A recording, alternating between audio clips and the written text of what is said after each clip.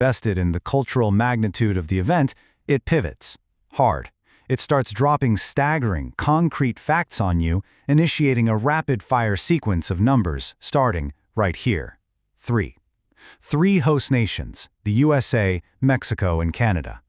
This instantly establishes a physical footprint spanning an entire continent. Then it builds that momentum. 48 competing teams. Now, in the context of a hype script, this isn't just a roster count, right? It represents 48 totally different cultures colliding, which perfectly builds on that emotional first act we just talked about. And then we get the final punch of this data trio, 104.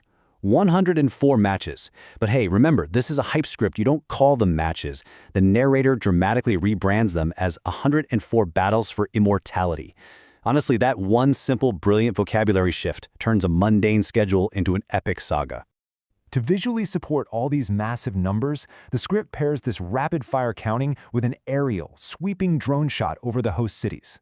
You aren't just hearing the data, you are literally flying over the colossal concrete arenas where these battles are going to take place. It totally reinforces the sheer scale of the text. The stage is bigger than ever. But here's the thing, you can't just have massive scale without stakes, otherwise it just feels empty. The script brilliantly connects that massive, stadium-sized scale back to dramatic, individual stakes. It reads, every pass is a heartbeat, every mistake is a tragedy, every goal is history. Just think about that weight for a second. A single mistake by a single player on the pitch becomes a literal tragedy when you place it under the weight of 3 nations, 48 teams, and billions of viewers.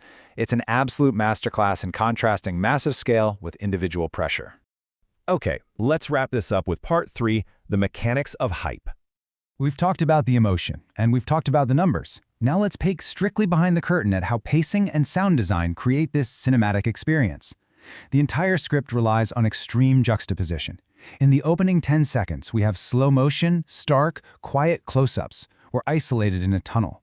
But by the time we hit the climax between seconds 25 and 45, we are thrust into a fast-paced, colorful montage paired with a thunderous bass drop. By starting off so incredibly quiet, that chaotic climax feels exponentially more impactful.